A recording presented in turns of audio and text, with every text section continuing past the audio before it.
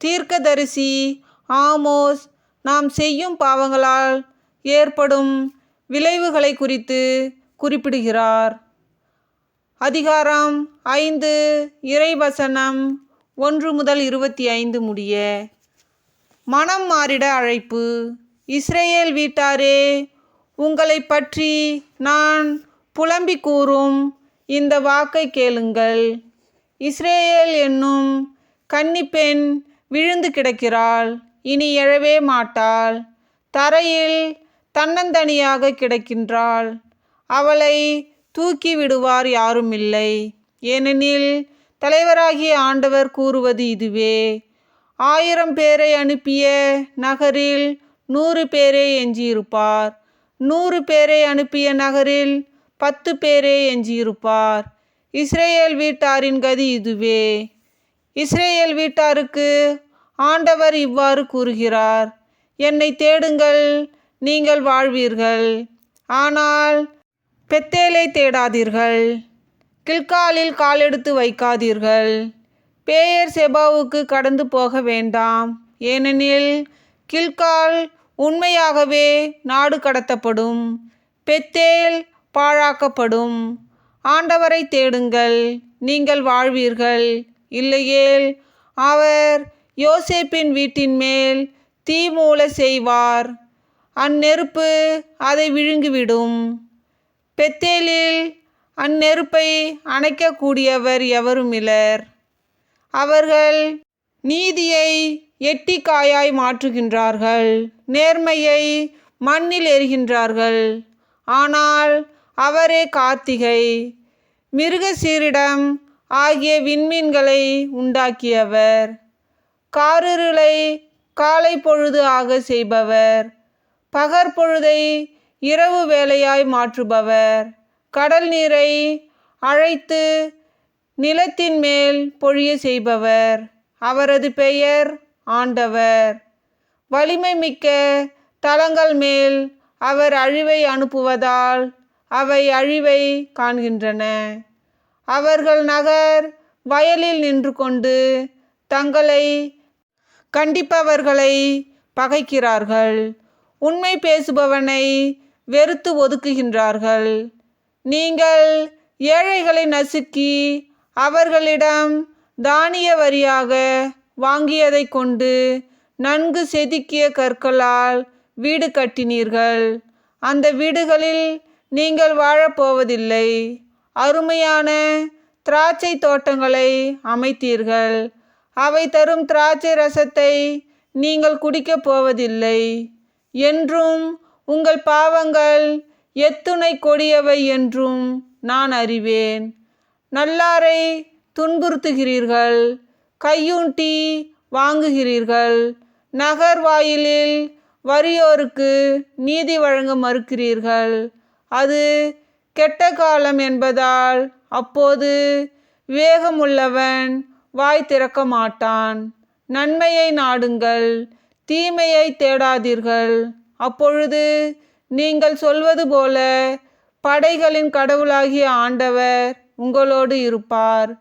தீமையை வெறுத்து நன்மையை நாடுங்கள், நகர் வாயிலில் நீதியை நிலைநாட்டுங்கள். அப்பொழுது ஒருவேளை படைகளின் கடவுளாகிய ஆண்டவர் யோசேப்பின் வீட்டாரில் எஞ்சி இருப்போருக்கு இரக்கம் காட்டுவார்.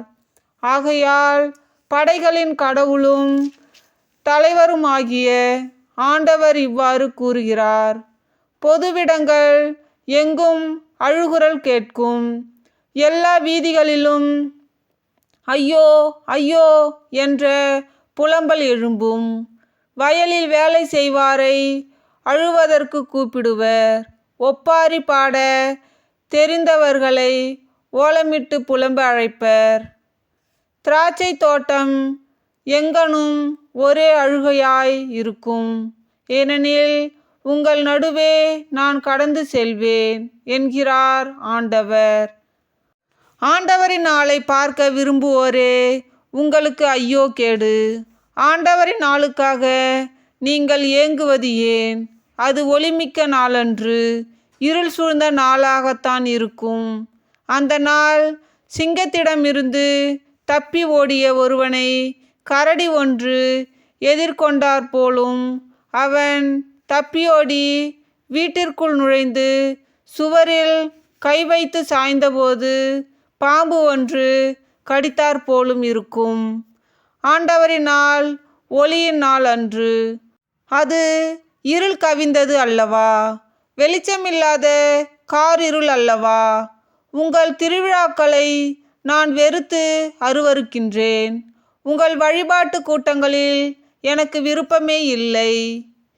எரிபலிகளையும் தானிய படையல்களையும் எனக்கு நீங்கள் செலுத்தினாலும் நான் ஏற்க மாட்டேன். கொழுத்த விலங்குகளை நல்லுறவு பலிகளாக செலுத்தும்போது நான் ஏறெடுத்தும் பார்க்க மாட்டேன். என் முன்னிலையில் நீங்கள் இரைச்சலிட்டு பாடும் பாடல்களை நிறுத்துங்கள். உங்கள் வீணைகளின் ஓசையை நான் கேட்க மாட்டேன். மாறாக நீதி வெல்லுமென பொங்கி வருக, நேர்மை வற்றாத ஆறாக பாய்ந்து வருக. இஸ்ரேல் வீட்டாரே, பாலை நிலத்தில் இருந்த அந்த 40 ஆண்டுகளில் பலிகளும் காணிக்கைகளும் எனக்கு கொடுத்தீர்களோ? நீங்கள் சிக்கூத்தை மன்னனாகவும் கியோனை விண்மீன் தெய்வமாகவும் ஏற்றுக்கொண்டீர்கள். அவற்றின் வடிவில் உங்களுக்கென சிலைகளும் செய்து கொண்டீர்கள். அந்த சிலைகளை நீங்கள் தூக்கி கொண்டு போகும் நாள் வரும். உங்களை நான் தமஸ்குவுக்கும் அப்பால் நாடு கடத்தப் போகிறேன் என்கிறார் ஆண்டவர். அவரது பெயர் படைகளின் ஆண்டவர். இவ்வாறு ஆமோஸ் கூறுகிறார். ஆண்டவர் நாம் செய்யும் பாவங்களை குறித்து விளக்கமாக கூறியுள்ளார். கொள்ளையடித்து பிறரை ஏமாற்றி பணத்தை சேர்த்து வைத்து அந்த பணத்தில் நாம் கடவுளுக்கோ ஏழைகளுக்கோ கொடுத்தால் நாம் செய்த பாவம் மன்னிக்கப்படும் என்று நினைக்கிறோம். ஆனால் அது ஆண்டவர் ஒருபொழுதும் விரும்புவதில்லை. பாவத்தை மன்னிப்பதும் இல்லை. சிலர் எண்ணலாம், என்னடா இது பாவம் பாவம் என்று கூறிக்கொண்டே இருக்கிறார்கள் என்று. நாம் ஒரு துணிக்கடைக்கு சென்றால் அங்கு பாவிகள் உள்ளே வர வேண்டாம், நல்லவர்கள் மட்டுமே வர வேண்டும் என்று கூறுவார்களா? அப்படி கூற மாட்டார்கள். ஏனால் அவர்களுக்கு தேவை அவர்கள் கடையில் நாம் துணி வாங்க வேண்டும் என்றுதான். அவர்கள் பாவம் செய்தால் என்ன, பாவம் செய்யவில்லை என்றால் என்ன, அவர்களுக்கு என்ன அதை பற்றி கவலை? ஆனால் ஆண்டவர் ஒருவர் மட்டுமே நாம் பாவிகளாக வாழக்கூடாது என்று நம்மை எப்பொழுதும் வழிநடத்தி கொண்டே இருப்பார். நாம் நல்ல பிள்ளைகளாக வாழ்ந்து கடவுளின் வழியை தேர்ந்தெடுக்க வேண்டும் என்பதே அவரின் முழு விருப்பமாக உள்ளது. நம்மை ஒருபொழுதும் தண்டிக்க வேண்டுமென்று அவர் எண்ணியது இல்லை. ஆனால் நாம் தவறான பாதையை தேர்ந்தெடுக்கக்கூடாது என்பதில் அவர் உறுதியாக இருப்பார். ஆண்டவர் கூறும் வார்த்தைகளை கேட்டு இனி வரும் காலங்களில் நாம் ஆண்டவரின் பிள்ளையாக வாழ்வோம். நன்றி. நாளை மீண்டும் ஓர் அதிகாரத்தை காண்போம்.